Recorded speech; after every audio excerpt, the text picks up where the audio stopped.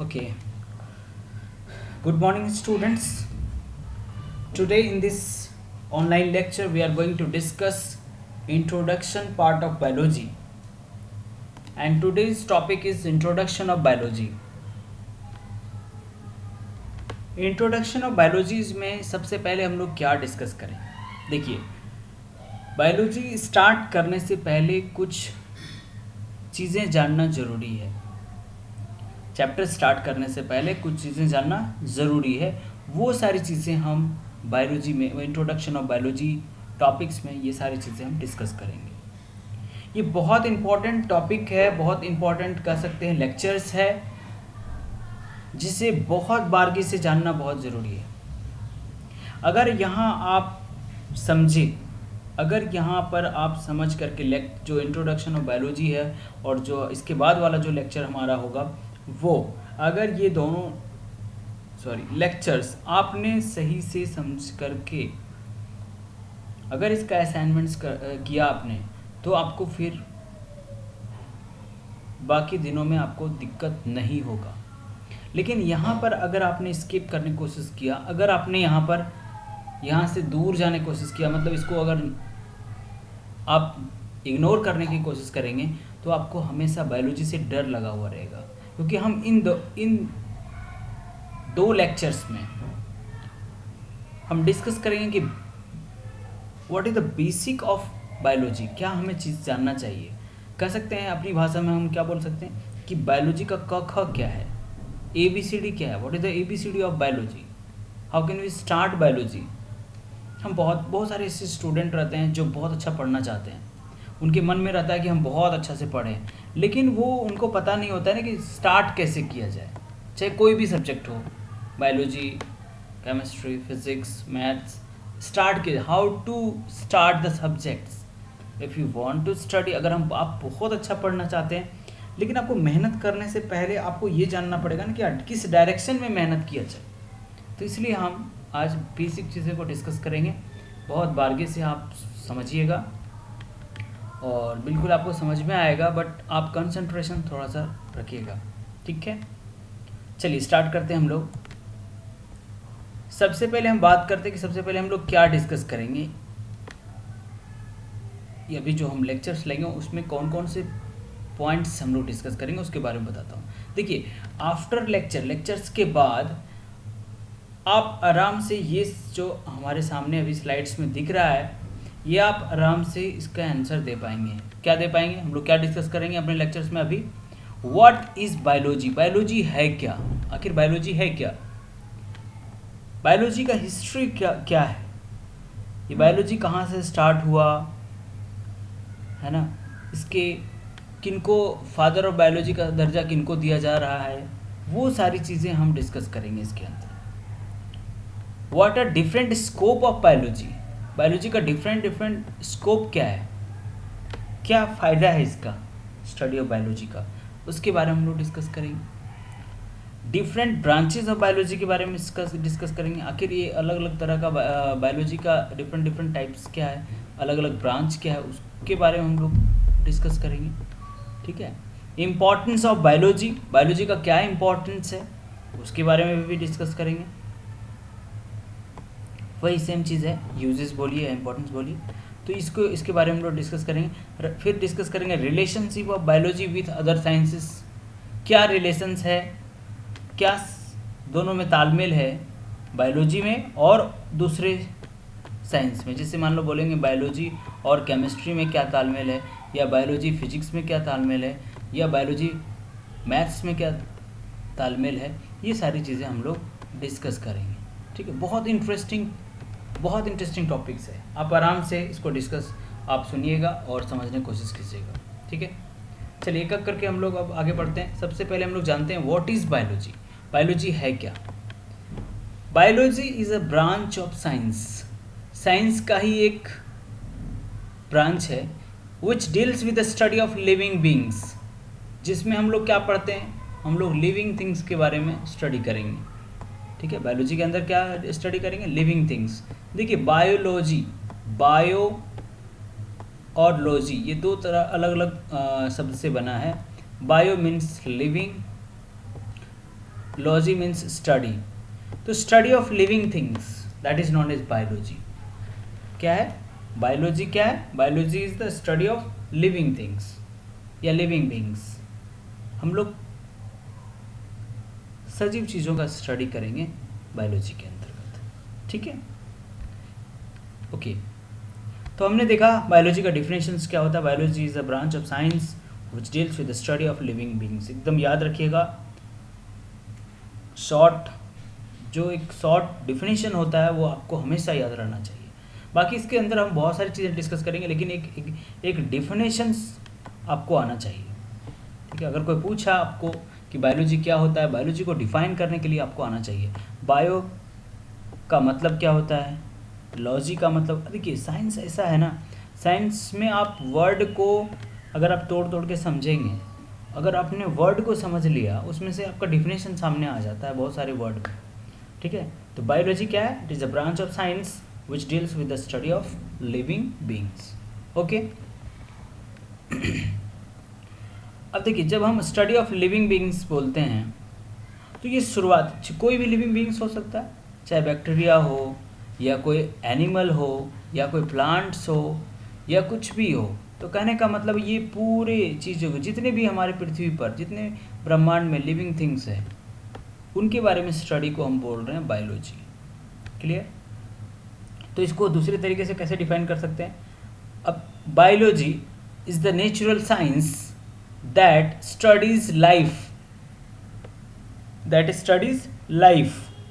हम लोग किसी का जीवन के बारे में पढ़ते हैं, जीवन पढ़ते हैं कैसे, एंड लिविंग ऑर्गेनिजम्स, और लिविंग ऑर्गेनिजम्स का स्टडी करते हैं, इंक्लूडिंग देयर फिजिकल स्ट्रक्चर। उसका किसी भी ऑर्गेनिजम्स का, किसी भी जीव का हम उसका देखते हैं बाहरी संरचना कैसा हुआ है, केमिकल प्रोसेस क्या हो रहा है, मतलब उसमें केमिकल रिएक्शंस कैसे हो रहे हैं। जिससे बोलेंगे केमिकल रिएक्शन सर कहाँ होता है, केमिकल रिएक्शन होता है ना, जब याद कीजिए कोई बच्चा जब छोटा होता है तो आप देखेंगे उसका स्ट्रक्चर, उसका ढांचा भी अलग होता है, और जैसे जैसे फिर बड़ा होता है उसका जो ढांचा है, मतलब उसका जो बॉडी का शेप एंड साइज़ है वो भी चेंज होता है।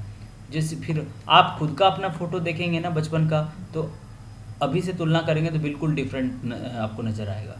कहने का मतलब है जैसे जैसे हमारा ग्रोथ हो रहा है उसमें चेंजेस हो रहा है, बदलाव हो रहा है, ठीक है।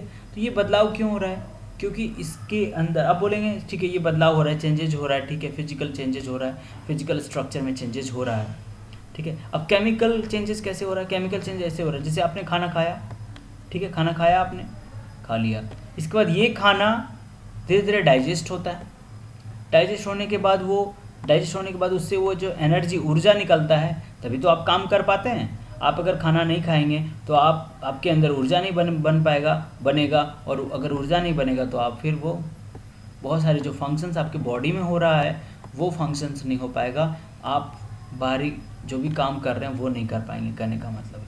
तो एनर्जी बहुत इंपॉर्टेंट रोल प्ले करता है हमारे फंक्शंस को कंट्रोल करने में, या फिर हम बोल सकते हैं अलग अलग एक्टिविटीज़, अलग अलग जो हम काम कर रहे हैं अपने दिनचर्या जो भी कर रहे हैं, और हमारे बॉडी में भी बहुत सारा वर्क हो रहा है कैसे? डाइजेशन हो रहा है, हम रिस्पिरेशन कर रहे हैं, हमारा जो सेल है, हमारा जो कोशिका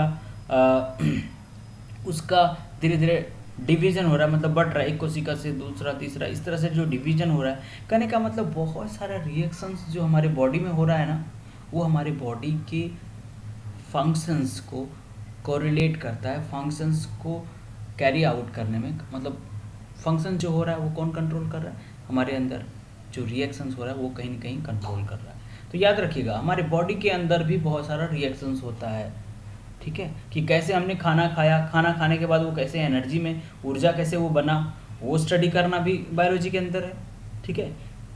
क्लियर? मॉलिक्यूलर इंट्रैक्शन कैसे? जैसे मान लीजिए सपोज कीजिए आपको बुखार लगा, आपने क्या किया? आपने दवा खाया। तो भाई दवा जब खाया तो कहीं पर दवा आपने जो खा लिया वो दवा कहीं तो कहीं जाकर के बाइंड किया होगा, मतलब कहीं कहीं किसी के साथ रिएक्शन किया होगा, तभी तो आपका उसका असर हुआ आपके बॉडी के अंदर।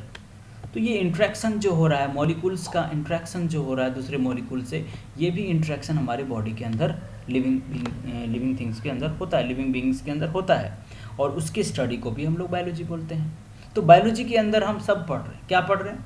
लाइफ के बारे में पढ़ रहे हैं, कैसे फिजिकल चेंजेस हो रहा है, मतलब कैसे बाहरी संरचना एक लिविंग बीइंग्स के अंदर कैसे बदल रहा है, उसके बारे में भी स्टडी करते हैं। कैसे उसके अंदर ग्रोथ होते जा रहा है, धीरे धीरे वृद्धि हो रहा है, तो वृद्धि अचानक ऐसे नहीं होगा, उसके अंदर एनर्जी जाएगा, और एनर्जी ऐसे नहीं जाएगा, उसके अंदर रिएक्शंस हुआ होगा।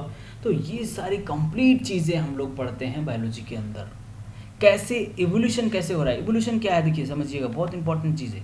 इवोल्यूशन कैसे हो रहा है, जैसे आज से अगर हम 1000 साल पहले, 2000 साल पहले, 10,000 साल पहले अगर हम बात करें, तो देखेंगे इंसान ऐसा नहीं था जो आज का हम लोग हैं। अगर उसका कंपैरिजन 2000, 3000, 5000, 10,000 बैक वाले अगर इंसान के साथ कंपैरिजन किया जाए, तुलना किया जाए, तो हम लोग देखेंगे, क्या पाएंगे? हम लोग देखेंगे कि अभी का जो इंसान है और उस समय का जो इंसान था, उसमें काफ़ी अंतर है। बाहरी संरचना के रूप में भी अंतर है, और अंदर संरचना के रूप में अंदर, उसके बारे में हम लोग भी बात नहीं कर रहे हैं, लेकिन बाहरी संरचना की हम लोग बात कर रहे हैं। तो बाहरी संरचना भी अलग पाएंगे आप। कहने का मतलब है चेंजेस, जिसको बोलते हैं बदलाव। बदलाव समय के अनुसार से बदलाव हर एक जीव में देखा जा चुका है या देखा जा रहा है, तो इसको बोलते हैं इवोल्यूशन। और इवोल्यूशन हर एक, हम लोग नहीं बोलते, बदलाव संसार का नियम है। तो ये बदलाव हो रहा है हर एक जीव में। ज़्यादातर बदलाव होता है सेक्सुअल रिप्रोडक्शंस में, ज़्यादा बदलाव होता है, ठीक है। तो ये सारी चीज़ें हम बायोलॉजी के अंदर पढ़ेंगे कि कैसे बदलाव हो रहा है, उसका कारण क्या है, हम लोग क्यों बचपन में दूसरे जैसा दिखते हैं, फिर धीरे धीरे हमारा जो संरचना है वो धीरे धीरे चेंज होते जा रहा है, स्ट्रक्चर, फिजिकल अपीयरेंस जो है वो चेंज होते जा रहा है। ऐसा क्यों हो रहा है, क्या कारण है इसके पीछे, वो सारी चीज़ें भी हम बायोलॉजी के अंदर हम लोग पढ़ेंगे। क्या क्या रिएक्शंस हमारे बॉडी के अंदर हो रहा है, कैसे हम जो चावल खा रहे हैं या दाल खा रहे हैं, वो कैसे ऊर्जा कैसे दे रहा है हमारे बॉडी को, तो वो सारी चीज़ें हम लोग स्टडी करेंगे। मतलब कंप्लीट चीज़ें, एक लिविंग थिंग्स के अंदर जो भी चीज़ें हो रहा है उसको हम लोग स्टडी करेंगे, जिसको हम लोग बोलते हैं बायोलॉजी। क्लियर? ओके, तो अब हम बात करते चलिए, हम देख लिए थोड़ा सा डिफिनेशन हम पहले देख चुके हैं। बायोलॉजी क्या है? Biology is study of living beings. Study of living beings को हम लोग क्या बोल रहे हैं? बायोलॉजी बोल रहे हैं। अब हमने एक ब्रॉड, एक बड़ा, थोड़ा सा बड़े पैमाने पर अगर हम बात करें तो बायोलॉजी को हमने इस तरह से डिफाइन किया कि बायोलॉजी के अंदर हम लोग बहुत सारे चीज़ें हम लोग स्टडी करते हैं लिविंग थिंग्स का, ठीक है। लिविंग थिंग्स का स्टडी करते हैं, उसको बायोलॉजी बोलते हैं, लेकिन आखिर क्या क्या स्टडी करते हैं उसको हमने यहाँ पर एक्सप्लेन किया, हमने डिस्कस किया। अब हम बात करते हैं कि बायोलॉजी का जो टर्म है उसका मतलब होता है bio means living things, living beings, and logy means study. तो सबसे पहले इसका हिस्ट्री में देखा गया, कार्ल लिनस नाम के एक साइंटिस्ट थे, उन्होंने अपना बुक में जिक्र किया था, सबसे पहले जिक्र किया था बायोलॉजी वर्ड का, बायोलॉजी शब्द का उन्होंने जिक्र किया था। ये हिस्ट्री के अनुसार से इतिहास कहता है कि सबसे पहले कार्ल लिनस नाम के साइंटिस्ट ने इस शब्द का प्रयोग किया था अपनी किताब में। क्लियर? नेक्स्ट हम बात करेंगे कि हमने देखा अभी हिस्ट्री के बारे में थोड़ा सा देखा, अब हम नेक्स्ट बात करते हैं कि क्या कुछ टाइप्स भी हो सकता है क्या। हमने अभी देखा कि बायोलॉजी बोलते हैं study of living beings, biology.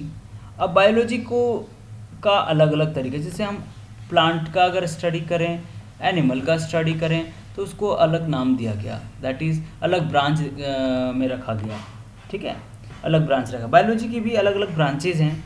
तो अभी जनरली जो हम 12th लेवल पर बात करेंगे वो दो ब्रांच में इसको बांटा गया बायोलॉजी को, ठीक है। क्या? प्लांट्स का स्टडी किया गया किसी तरह से, मतलब किसी बायोलॉजी के अंदर हम लोग प्लांट का स्टडी किए, और किसी तरह से हम लोग किसी बायोलॉजी के अंदर हम लोग एनिमल्स का स्टडी किए। तो याद रखिएगा, जिस बायोलॉजी के अंतर्गत हम प्लांट्स का स्टडी करते हैं, जिस बायोलॉजी के अंदर, उसको बोलते हैं हम लोग बॉटनी। तो डिफिनेशन क्या याद रखेंगे आप? The biology which deals with the study of plants called botany. जो बायोलॉजी के अंदर हम प्लांट्स के बारे में स्टडी करते हैं, ठीक है, उसको क्या बोल रहे हैं हम लोग? बॉटनी बोल रहे हैं, ठीक है। और फादर ऑफ बॉटनी किसको बोला जाता है? थियोफ्रेटस को।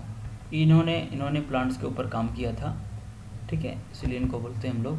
आप हिस्ट्री इनका देखेंगे तो ये बहुत प्लांट्स के प्रति ये काफ़ी इंटरेस्टेड थे और इन्होंने उसके ऊपर बहुत सारा स्टडी किया, इसलिए हम लोग बोलते हैं इनको फादर ऑफ बॉटनी। तो ये हुआ हिस्ट्री पार्ट, और ये हमने डिस्कस किया कि बायोलॉजी के अलग अलग भी ब्रांचेस हैं। तो मेजर जो ब्रांच है, मेन ब्रांच जो है, सबसे पहले बायोलॉजी को दो भागों में बांटा गया, बॉटनी और जूलॉजी में। तो बॉटनी को क्या बोलते हैं? स्टडी ऑफ प्लांट्स, और जूलॉजी को बोलते हैं स्टडी ऑफ एनिमल्स, ठीक है। और इसके फादर ऑफ जूलॉजी कहा जाता है एरिस्टोटल को कहा जाता है फादर ऑफ जूलॉजी। इन्होंने नोमेनक्लेचर के बारे में भी बताया था, बायनोमियल नोमेनक्लेचर के बारे में भी इन्होंने डिस्कस किया है अपने रिसर्च में, ठीक है। बायनोमियल नोमेनक्लेचर मतलब जिसको अपन डिस्कस किए थे पीछे लेक्चर में, जिसको बोल रहे थे हम लोग साइंटिफिक नोमेनक्लेचर। तो हर एक ऑर्गेनिजम्स का एक अपना नाम होता है जो यूनिवर्सली एक्सेप्टेड है। जैसे अगर देखते हैं ना, आप कोई भी प्लांट्स को आप जनरल अपने लोकल लैंग्वेज में आपको कुछ भी अलग अलग जगहों पे अलग अलग नाम से उसको पुकारा जाता है, चाहे अलग अलग एनिमल को अलग अलग नाम से पुकारा जाता है लोकल लैंग्वेज में, लेकिन एक कॉमन प्लेटफॉर्म पर, मतलब एक पूरे यूनिवर्स में एक ऐसा नाम होगा जिसको हर कोई यूज़ करेगा, that is called scientific nomenclature कह सकते हैं हम लोग। तो साइंटिफिक नोमेनक्लेचर का जिक्र इन्होंने किया था, किन्होंने? एरिस्टोटल ने बताया था। और इनको एम्ब्रियोलॉजी में भी स्टडी किया था, इसीलिए फाउंडर ऑफ टेक्सोनॉमी बोलते हैं। टेक्सोनॉमी मतलब इन्होंने बांटा भी था, टेक्सोनॉमिकल हायरार्की में बांटा था कि सबसे पहले ऑर्गेनिजम्स को बांटना शुरू किया। ऑर्गेनिजम्स को सबसे जितने भी जीवित प्राणी थे उनको दो भागों में बांट दिया। किसमें? प्लांट्स, किसी को प्लांट्स में रखा, किसी को एनिमल्स में रखा। तो टेक्सोनॉमी मतलब ये जो क्लासिफिकेशन में भी इन्होंने काम किया था, ठीक है। ऑर्गेनिजम्स का, जीव का वर्गीकरण करने में भी इनका बहुत बड़ा रोल है, ठीक है। तो ये है फादर ऑफ जियोलॉजी। तो आपको याद रखना है, बायोलॉजी का डेफिनेशन याद रखना है, बायोलॉजी क्या होता है, बायोलॉजी के अंतर्गत हम लोग क्या पढ़ते हैं, और हमको डिस्कस बायोलॉजी के मेन ब्रांचेस कौन कौन से हैं, जियोलॉजी और बॉटनी। तो बॉटनी क्या होता है, जियोलॉजी क्या होता है, ये सारी चीज़ें आपको जानना ज़रूरी है, ओके। अब हम बात करेंगे स्कोप ऑफ बायोलॉजी। बायोलॉजी का क्या स्कोप है? देखिए, biological members such as plants and animals have been utilizing in various fields because of their importance। बोलता है जो बायोलॉजिकल मेम्ब्रेन्स हैं या मेंबर्स जिसको बोलते हैं, जैसे कि कौन होंगे बायोलॉजिकल मेंबर, कौन होंगे?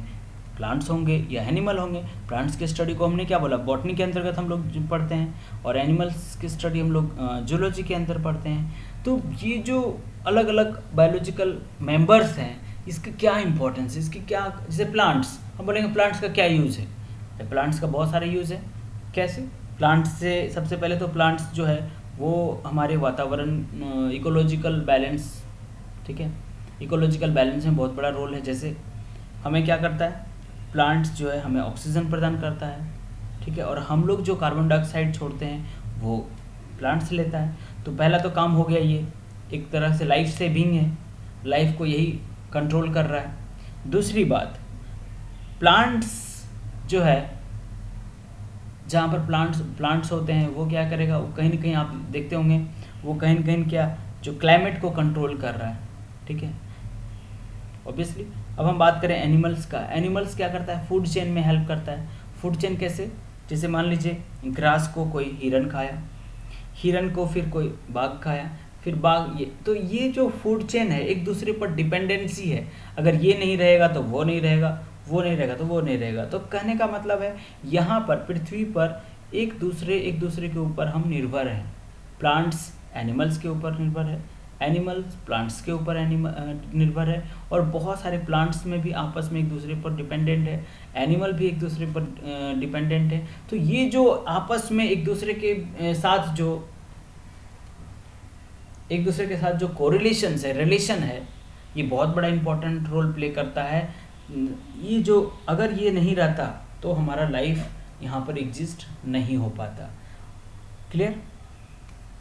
और इसका इम्पोर्टेंस और भी अलग अलग जगहों पे है। जैसे हम अगर बात करें इकोनॉमिक वैल्यू कैसे, मतलब आर्थिक रूप से कैसे मदद कर रहा है प्लांट्स या एनिमल्स, ये हम जान रहे हैं। न केवल प्लांट्स एनिमल्स बट अदर चीज़ों, जैसे हम बात करते हैं अभी, जैसे देखिए इकोनॉमिक लेवल, जैसे आज हम बायोलॉजी जान रहे हैं तभी तो हम बहुत सारी चीज़ कर रहे हैं। आज देखेंगे आप प्लांट्स जो है वो छोटा प्लांट्स में ही फल आ जाता है, छोटा प्लांट्स है। पहले क्या होता था, एक कोई व्यक्ति प्लांट्स लगाया, उसको 30-40 साल तक वेट करना पड़ता था, तब वो उसका फल खा पाता था। कहने का मतलब एक व्यक्ति अगर लगाता था तो वो अपने जीवन में, अपने कार्यकाल में नहीं खा पाता था फल उसका। जैसे आम का कोई पौधा लगाए आप, ठीक है, बचपन में तो रहता था कि आप नहीं खा पाएंगे, आपके पोता, आपका जो आने वाला जो जनरेशन होगा वही खा पाएगा, आप नहीं खा पाएंगे। तो इस तरह का प्रॉब्लम था। लेकिन आज के डेट में आप देखो ना, आज के डेट के में देखेंगे क्या, हाइब्रिडेड प्लांट्स आ रहा है। मतलब आप प्लांट्स को लगा रहे हैं ना, उसके साथ साथ फल लगा हुआ है। तो ये कहाँ से पॉसिबल हो पाया? Because we have studied biology, we know the life of plants and animals. हमने उसके जीवन को कोड कर लिया। कहने का मतलब हमने उसके जीवन को इतना स्टडी कर लिया कि आज हम उसको कंट्रोल कर पा रहे हैं। ठीक है, अभी आप देखेंगे, एग्जांपल आपको देता हूँ, बहुत इंपॉर्टेंट एग्जांपल और बहुत इजीली आप समझ जाएंगे। पहले का जो टमाटर हुआ करता था, उसमें वाटर कंटेंट 90% था, बहुत पिलपिला होता था, ऊपर का छिलका जो भी होता था वो बहुत पतला होता था। ठीक है, तो क्या होता था, अगर सलाद बनाना होता था ना तो पूरा पानी बाहर निकलना शुरू कर देता था। कहने का मतलब अगर ट्रांसपोर्टिंग में भी बहुत प्रॉब्लम होता था उसको। मान लीजिए यूपी से या बिहार से या कहीं और जगहों से मान लीजिए हमारे यहाँ लाना है, तो क्या होता था, ट्रांसपोर्टिंग के दौरान ट्रक में ही एक दूसरे से दब करके आधा से ज़्यादा टमाटर ख़राब हो जाता था। तो ये सब बहुत सारी समस्या था। तो अब क्या किया गया, टमाटर में क्या किया गया, टमाटर में जो आलू का जो जीन है, आलू हार्ड होता है, तो हार्डनेस वाला जो जीन है उसको अब इसमें डाल दिया गया। और जो नया टमाटर बना वो कैसा टमाटर बना, वो टमाटर बना जिसमें अभी का जो टमाटर हम लोग यूज करते हैं उसको आप 8 दिन तक रख दीजिए ऐसे बाहर में, फ्रिज के बाहर, फिर भी वो ठीक रहेगा। कहने का मतलब अब ये टमाटर नहीं रहा, ये बन गया potato plus tomato, that is called pomato. अब ये पोमैटो है, पोटैटो का भी गुण आ गया और टोमेटो का भी गुण आ गया, दैट इज कॉल्ड पोमैटो। तो कहने का मतलब है हमने लाइफ को कंट्रोल करना शुरू कर दिया। क्यों? क्योंकि हमने बायोलॉजी का स्टडी किया, हमने लिविंग थिंग्स पर स्टडी किया और तब हम उस पर कमांड कर लिया हमने। ठीक है, फूड वैल्यू, हमने फूड का वैल्यू बढ़ा दिया। जब से अभी देखा अभी आज की डेट में क्या किया जा रहा है, हर बच्चे को चश्मा लग रहा है। तो चश्मा लग रहा है, उसमें क्या, कैरोटीन, मतलब जो गाजर खाना ज़रूरी है, तो गाजर तो हर कोई खा नहीं सकता। तो हमने क्या किया, गाजर का वो जीन जो हमारे लिए लाभदायक था, उस जीन को सिर्फ हमने क्या किया, गाजर से निकाल करके राइस में डाल दिया। अब राइस तो सब कोई खा ही रहा है, चावल तो सब कोई खाता है जनरली, तो जब राइस खाएगा तो वो भी मतलब जो गाजर का भी जो चीज़ है, प्रॉपर्टी है, वो हमको यहाँ पर मिल रहा है जो हमको चाहिए। तो कहने का मतलब ये पॉसिबल कैसे हो पाया, क्योंकि हमने स्टडी कर लिया, समझ लिया उसका जीवन शैली को, हमने समझ लिया उसका किस तरह का लाइफ है, क्या इंपॉर्टेंस है, हम कौन सा चीज़ों को यूज़ कर सकते हैं, कौन सा चीज़ हमारे लिए यूज़फुल है, कौन सा चीज़ हमारे लिए यूज़फुल नहीं है। वो सारी चीज़ को हम लोग जान लिए और जान लेने के बाद हम उसका धीरे धीरे से जो चीज़ें हम लोग को यूज़ करना चाहिए उसका यूज़ कर रहे हैं हम लोग, that's all. Medicinal value, medicine, बहुत सारे प्लांट्स हैं जो एज अ मेडिसिन हम लोग यूज़ करते हैं। याद रखिएगा, सबसे पहले मलेरिया का जो बीमारी होता था, लोग गांव ख़त्म हो जाता था मलेरिया के कारण सबसे पहले। और वो सबसे पहले जो दवा कहाँ से निकला, प्लांट से निकला। किंगकोना प्लांट्स था, उसी प्लांट से सबसे पहले मलेरिया का मेडिसिन ढूंढा गया। तो कहने का मतलब है मेडिसिन का जो हम लोग एक्सट्रैक्ट कर रहे हैं, निकाल रहे हैं, वो प्लांट्स या एनिमल्स भी बहुत बड़ा अहम भूमिका निभा रहा है। ठीक है, रिसर्च वैल्यू कहने का मतलब हम लोग रिसर्च कहाँ करेंगे, प्लांट्स के ऊपर, प्लांट्स के प्रोडक्ट्स के ऊपर कर रहे हैं, एनिमल के प्रोडक्ट के ऊपर कर रहे हैं। तो ये भी, इसलिए बायोलॉजी बहुत इंपॉर्टेंट रोल प्ले करता है। तो these are the scopes of biology. Industrial value, industry में आप जो मतलब फैक्ट्री में कोई चीज़ बनाते हैं, चाहे आप बात करें पेज बनाना, कागज़ बनाना, मेडिसिन बनाना, बहुत सारे प्रोडक्ट्स जो बनाते हैं वो कहाँ से आता है, उसका रॉ मटेरियल क्या रहता है, प्लांट से, animal products, that's all. Ecological value हम जान ही चुके हैं। इकोलॉजिकल वैल्यू मतलब हमारा यहाँ एग्जिस्ट करना बहुत इंपॉर्टेंट है। क्यों? क्योंकि अगर हमारा एग्जिस्टेंस नहीं होगा, मतलब अगर एनिमल नहीं रहेगा तो प्लांट नहीं रहेगा, प्लांट नहीं रहेगा तो माइक्रो ऑर्गेनिजम्स नहीं रहेगा। कहने का मतलब हम एक दूसरे पर हम लोग डिपेंड हैं, ठीक है। हमारा एक दूसरे के ऊपर बहुत ज़्यादा कोरिलेशंस है ना, एक दूसरे के ऊपर हम लोग एकदम फुली डिपेंडेंट हैं। तभी तो ये एक लाइफ एग्जिस्ट है, तभी तो ये यहाँ पर लाइफ है, जीवन है। क्लियर? तो ये सारी चीज़ें हम लोग आज इतना चीज़ें, वैरायटी ऑफ थिंग्स, बहुत अलग अलग तरह का चीज़ें हम पृथ्वी पर देख रहे हैं, ठीक है। तो ये किसके कारण पॉसिबल हो पाया? क्योंकि हमने लाइफ को समझा, लाइफ का स्टडी किया और उसका इम्पोर्टेंस को समझते हुए उसका हम लोग यूज़ कर रहे हैं। किस चीज़ का हम लोग कब यूज़ करना चाहिए। क्योंकि देखिए, अगर सपोज दैट अगर कोई प्लांट्स का प्रोडक्ट आप खाते हैं, अपनी भाषा में अगर हम बात करते हैं, हम लोग साग खाते हैं, लीफी वेजिटेबल खाते हैं, तो क्या जितने प्लांट्स हैं सबका लीफ खा जाते हैं? नहीं। हमें पता है कि कौन सा लीफी वेजिटेबल, कौन सा लीफ को हम खा सकते हैं, एडिबल है, मतलब खाने योग्य है, कौन सा लीफ, प्लांट्स का लीफ खाने योग्य नहीं है। तो हम ये कैसे पता किया? हमने इसलिए पता किया क्योंकि हमने उसके लीफ के अंदर हमने स्टडी किया कि आखिर उसके लीफ के अंदर क्या क्या पाया जाता है, कौन सा मॉलिक्यूल्स है उसके अंदर। क्लियर? तो ये स्टडी हमने किया, बायोलॉजी को हमने जाना, समझा, लिविंग थिंग्स के लाइफ को समझा, इसलिए हम ये चीज़ें को यूज़ कर पा रहे हैं। तो बायोलॉजी बहुत इम्पॉर्टेंट सब्जेक्ट्स है। अगर हम बायोलॉजी को नहीं जानेंगे तो शायद हम इस पृथ्वी पर सही से नहीं रह पाएंगे, हमारा लाइफ पॉसिबल नहीं है without biology. Clear? Okay, next topic हम डिस्कस करते हैं ब्रांचेस ऑफ बायोलॉजी। देखिए, मेजर ब्रांचेस तो हमने देख लिया ऊपर में कि बायोलॉजी के 2 ब्रांचेस, बॉटनी, जूलॉजी। लेकिन बायोलॉजी के और भी अलग अलग ब्रांचेस हैं, इसको याद करना बहुत इंपॉर्टेंट है। इसको याद करना होगा आपको, क्योंकि मैं आपको जब ऑफलाइन क्लासेस होगा तब मैं आपको इसको पूछूंगा, ठीक है। इसीलिए इसको आपको याद करना है। देखिए, मॉर्फोलॉजी क्या होता है? तो study of external form and structure of living organisms is called morphology. Morphology मतलब बाहरी संरचना। जिस बायोलॉजी के अंदर हम बाहरी संरचना के बारे में स्टडी करते हैं, ठीक है। Study of external form and structure of living organism is called morphology. Anatomy क्या होता है? तो anatomy study of internal structure. अगर हम अंदरूनी संरचना के बारे में, अंदरूनी स्ट्रक्चर के बारे में हम लोग डिस्कस करते हैं, चाहे वो प्लांट्स हो या एनिमल्स का, उसको बोलते हैं हम लोग एनाटॉमी। एनाटॉमी ऑफ प्लांट्स मतलब प्लांट्स का इंटरनल स्ट्रक्चर के बारे में स्टडी करते हैं। Anatomy of animal that is internal structure of animals के बारे में करते हैं, ठीक है। हिस्टोलॉजी क्या है? Study of details of tissue, study of tissue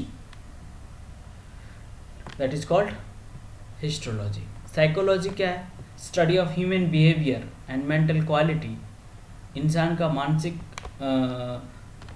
क्या है, वो उसके मानसिक के बारे में पढ़ते हैं, मतलब माइंड के बारे में स्टडी करते हैं। मेंटल स्टेटस हम जानते हैं, मेंटल बिहेवियर जानते हैं ह्यूमन बींग्स का, कि वो किस तरह से क्या काम करता है, वो किस टाइम में क्या सोचता है, किस तरह का साइन हमें दिखेगा। जैसे मान लीजिए कोई व्यक्ति नाखून चबा रहा है, उसका कुछ न कुछ इंडिकेशंस है, उसका कुछ न कुछ मतलब है।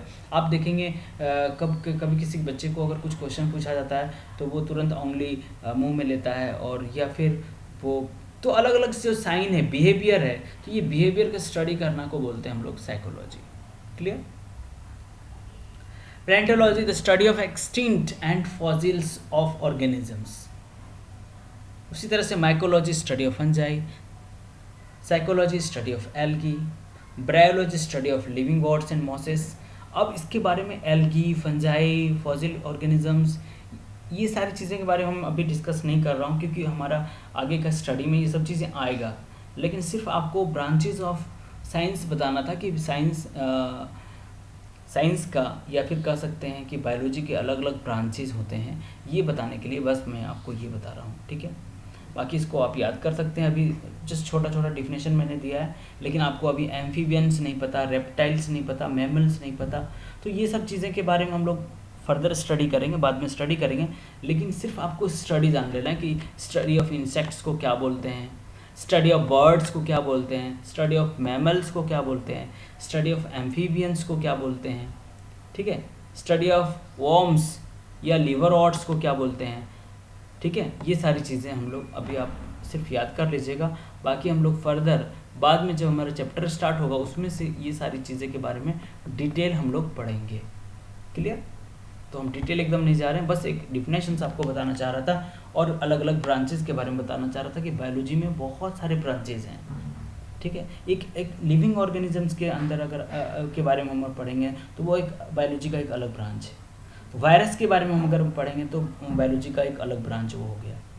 बैक्टीरिया के बारे में पढ़ेंगे तो बैक्टीरिया बायोलॉजी का एक अलग ब्रांच हो गया। तो जितने भी अलग अलग जीव हैं, चाहे हमारे बॉडी के अंदर ही हम पढ़ेंगे, ईयर, नोज, टंग, तो और अलग अलग ब्रांचेज हैं। तो बायोलॉजी का बहुत सारे ब्रांचेज हैं, जितना ज़्यादा आप आगे बढ़ेंगे उतना ज़्यादा स्पेशलाइजेशन होते जाता है। क्लियर? लेकिन कुछ चीज़ें आपको जानना ज़रूरी है, जो ये अभी आपको स्लाइड में दिख रहा है। ये सारी चीज़ें आप याद कर लीजिएगा कि स्टडी ऑफ एनिमल्स को क्या बोलते हैं, स्टडी ऑफ प्लांट्स को क्या बोलते हैं, स्टडी ऑफ फिशेस को क्या बोलते हैं, स्टडी ऑफ ओरिजिन, उद्भव को क्या बोलते हैं। जैसे उद्भव हुआ, जैसे हम लोग देख रहे हैं ना, हमारे अंदर जो अभी हम लोग बात किए कि आज से 100 साल पहले, 100 साल नहीं, कई हज़ार साल पहले जो इंसान का जो संरचना था, उसका स्ट्रक्चर जो था, वो आज के इंसान से बिल्कुल डिफरेंट था। तो वो इवोल्यूशन, बदलाव होते गया, समय के अनुसार से बदलाव होते गया। तो ये जो स्टडी करते हैं कि कैसे बदलाव हो रहा है, उसको बोलते हैं इवोल्यूशंस। तो अलग अलग इस तरह से ब्रांचेज हैं। देखिए, स्टडी ऑफ वायरस को क्या बोलते हैं, वायरोलॉजी। तो अलग अलग बायोलॉजी का बहुत सारे ब्रांचेज हैं, इसको जस्ट आपको अभी याद कर लेना है। हम लोग डिटेल जब चैप्टर का स्टडी करेंगे उस दौरान हम लोग इसका डिटेल स्टडी करेंगे। क्लियर?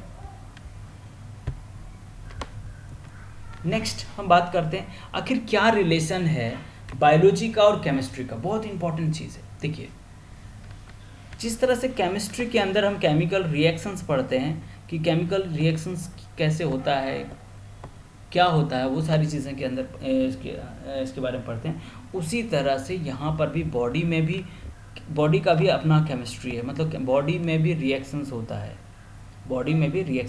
बॉडी में भी मॉलिक्यूल्स पाया जाता है, ठीक है।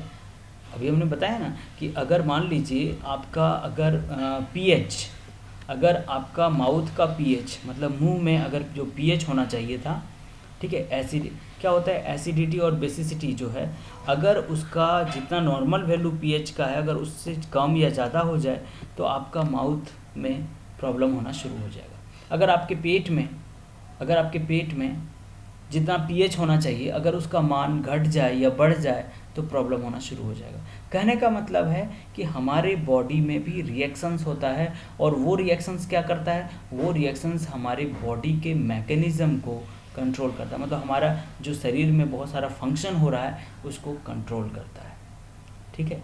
अगर हमारे अंदर रिएक्शंस नहीं होगा तो हमारे अंदर जो चेंजेज हो रहा है, हमारा बॉडी अलग अलग जो काम कर रहा है, बॉडी के अंदर जो ऑर्गन है, अंग है, वो काम कर रहा है, टिश्यू काम कर रहा है, सेल काम कर रहा है, कोशिका काम कर रहा है, वो काम नहीं कर पाएगा। क्लियर? डिटेल हम स्टडी करेंगे क्या क्या रिएक्शंस हो रहा है, what are the different reactions involve in our body, क्या क्या हो रहा है उसके बारे में लोग स्टडी करेंगे फर्दर डिटेल। लेकिन जस्ट आपको मैं बताना चाह रहा था कि केमिस्ट्री जो है हमारे जिसको हम लोग बोलते हैं बायोकेमिस्ट्री के अंतर्गत हम लोग पढ़ते हैं। बायोलॉजी में जो केमिस्ट्री पढ़ना है दैट इज़ कॉल्ड बायोकेमिस्ट्री, उसको हम लोग अलग ब्रांच का नाम देते हैं, दैट इज़ कॉल्ड बायोकेमिस्ट्री। तो बायोकेमिस्ट्री के अंदर हम लोग पढ़ेंगे कि the reactions which are involve या which takes place inside our body, जो हमारे बॉडी में होता है रिएक्शंस, उसको हम लोग किसके अंतर्गत पढ़ते हैं, बायोकेमिस्ट्री सब्जेक्ट्स के अंतर्गत पढ़ते हैं। क्लियर? तो देखा हमने कि बायो और केमिस्ट्री दोनों एक दूसरे से कोरिलेटेड है, एक दूसरे से डिपेंडेंट है। अगर हम केमिस्ट्री नहीं जानेंगे तो हम बायोलॉजी नहीं जान पाएंगे अपनी बॉडी का। क्लियर? फिर हम बात करते हैं रिलेशन क्या दूसरे साइंस के साथ, फिजिक्स के साथ क्या रिलेशन है? देखिए फिजिक्स के साथ रिलेशन है, एक सब्जेक्ट है दैट इज़ कॉल्ड बायोफिजिक्स, एक सब्जेक्ट है that is called biophysics. Higher class में एक सब्जेक्ट होता है बायोफिजिक्स। बायोफिजिक्स क्या है? जैसे मान लीजिए मैं बताता हूँ, सबसे अच्छा उदाहरण बताता हूँ।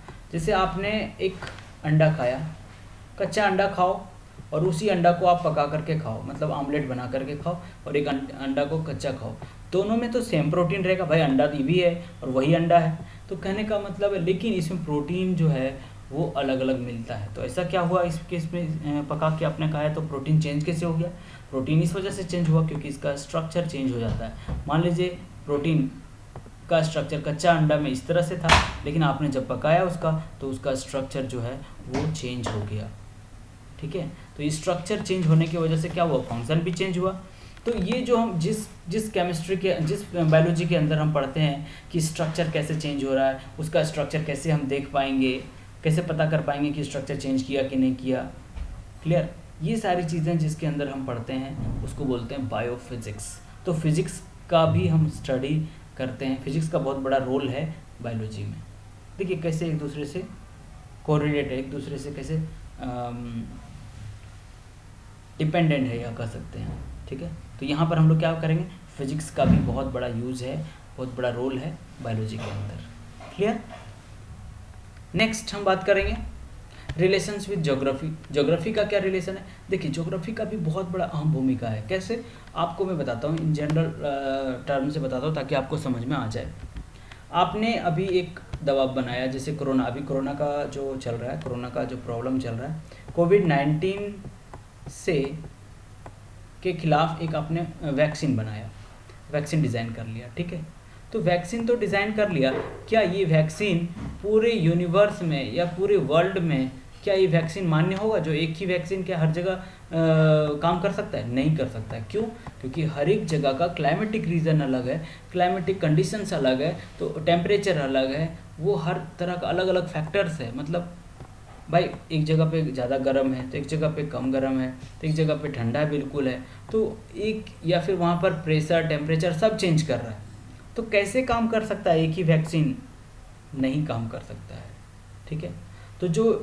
तो ये जो रिलेशन हम फाइंड आउट करते हैं कि बायोलॉजी का क्या रिलेशंस है, बायोलॉजी का क्या रिलेशन है ज्योग्राफी से, क्या इनका तालमेल है। जैसे फॉर एग्जांपल अगर हम बात करें इंडिया, तो इंडिया में अलग क्लाइमेट है। अगर हम बात करें अफ्रीका, वहाँ पर अलग क्लाइमेट है। अगर हम बात करें इंग्लैंड, तो वहाँ पर अलग क्लाइमेट है। तो जो क्लाइमेट की वजह से आप देखेंगे, क्लाइमेट पर भी प्रभाव पड़ता है कि कौन सा जीन एक्टिवेट होगा वहाँ पर और कौन सा जीन यहाँ पर एक्टिवेट होगा, ठीक है। तो जीन का एक्टिवेट होना या डीएनए का चेंज होना, वो थोड़ा बहुत क्लाइमेट पर फर्क पड़ता है, ज्योग्राफिकल फैक्टर्स पर भी डिपेंड करता है। तो इसलिए बहुत बड़ा बायोलॉजी के अंदर ज्योग्राफी का रिलेशन भी जानना बहुत इम्पॉर्टेंट है, या कह सकते हैं कि ज्योग्राफी का बायोलॉजी से बहुत तालमेल है, क्लियर। नेक्स्ट हम बात करेंगे relationship with mathematics and statistics. इसका क्या रिलेशन है बायोलॉजी के साथ? देखिए अगर हम मैथमेटिक्स और स्टैटिस्टिक्स, प्रोबेबिलिटी वगैरह जो यूज़ करते हैं हम लोग, हमारे पास डाटा आ गया क्या? डाटा आ गया कि कैसे हम जानना चाह रहे हैं कि एक इंसान का ग्रोथ पर एनुअल ग्रोथ कितना हो रहा है ना। एक बच्चा है, इसका एनुअल ग्रोथ मतलब पर साल, हर साल कितना ये वृद्धि कर रहा है, कितना इसका ग्रोथ हो रहा है, तो इसका एक एवरेज निकालना पड़ेगा।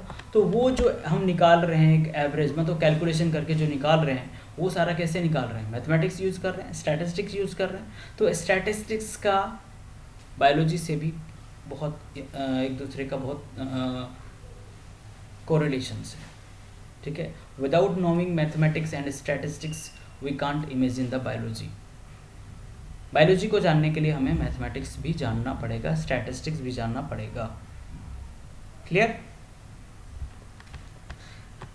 तो हमने देखा कि अलग अलग साइंस के साथ क्या क्या। अब हम बात करेंगे सोशियोलॉजी क्या यहाँ भूमिका है बायोलॉजी में। देखिए सोशियोलॉजी के अंदर हम पढ़ते हैं ह्यूमन बिहेवियर स्टडी करते हैं। अगर हम ह्यूमन बिहेवियर स्टडी नहीं करेंगे, अगर हम नहीं जानेंगे, तो उसके बारे में हम ये नहीं जान पाएंगे कि वो व्यक्ति जो है वो क्रिमिनल माइंडेड है या कैसा है ना, वो नहीं जान पाएंगे। अगर हम उसका बिहेवियर, ह्यूमन बिहेवियर नहीं जानेंगे तो उसका पेडिग्री एनालिसिस नहीं कर पाएंगे। पेडिग्री एनालिसिस क्या होता है, कुछ बीमारी जो है वो हमारे हमारे जो पीछे वाला जनरेशन रहता है, हमारे मम्मी पापा से आता है हमारे अंदर, जिसको बोलते हैं जेनेटिक डिजीज़, वहाँ से आता है, ठीक है, मतलब बच्चे में आ गया। तो अगर हो सकता है कभी मम्मी पापा के नहीं, यहाँ दादा दादी या नाना नानी से आ रहा हो, तो इस तरह का डिजीज़ को पता करना कि आखिर ये जो हमारे अंदर जो डिजीज़ है वो कहाँ से आया है, मम्मी पापा से आया है या फिर उनके और पीछे वाले से आया है, ठीक है, कहाँ से आया है, इसको बोलते हैं पेडिग्री एनालिसिस। तो ये सोशियोलॉजी जो है वो पेडिग्री एनालिसिस या ह्यूमन बिहेवियर को स्टडी करता है। तो कहने का मतलब है बायोलॉजी जानने के लिए सोशियोलॉजी भी बहुत इंपॉर्टेंट रोल प्ले करता है। तो ये अलग अलग जो सब्जेक्ट्स का हमने देखा, अलग अलग विषय का देखा कि कैसे एक दूसरे पर डिपेंड है। बायोलॉजी जानने के लिए हमें सोशियोलॉजी भी जानना ज़रूरी है, बायोलॉजी जानने के लिए हमें मैथमेटिक्स भी जानना ज़रूरी है, बायोलॉजी जानने के लिए हमें केमिस्ट्री जानना ज़रूरी है। तो एक दूसरे का बहुत तालमेल है। क्लियर? तो आज हमने जो डिस्कस किया, एक इंट्रोडक्शंस पार्ट हमने डिस्कस किया। अगले चैप्टर में हम स्टडी करेंगे, क्या स्टडी करेंगे, हम स्टडी करने वाले हैं, अभी तो हमने जस्ट इंट्रोडक्शन दिया। अगले चैप्टर में हम स्टडी करेंगे कि बेसिक सिलेबस क्या है, एक स्टार्टर जो स्टार्ट करता है बायोलॉजी को, उसको क्या जानना चाहिए, ABCD क्या है, ओरिजिन ऑफ लाइफ कैसे स्टार्ट हुआ, मतलब किसी का लाइफ कैसे आया होगा, सबसे पहले लाइफ कैसे शुरुआत हुआ होगा, उसके बारे में स्टडी करेंगे, ठीक है, कहाँ से लाइफ शुरुआत होता है उसके बारे में पूरा डिस्कस करेंगे हम लोग नेक्स्ट चैप्टर में। और अपना जो 12th में सिलेबस है उसको भी हम लोग डिस्कस करेंगे, ठीक है। तो अगला जो हमारा लेक्चर है वो भी बहुत इम्पॉर्टेंट लेक्चर है, उसको मिस नहीं कीजिएगा, वरना आपका बेसिक क्लियर नहीं हो पाएगा, और जब बेसिक क्लियर नहीं हो पाएगा तो फिर फर्दर जो स्टडी करेंगे, जितना भी आप मेहनत कर पाएंगे, वो कहीं ना कहीं आपको डर लगा रहेगा। Clear? So thank you for your concentration.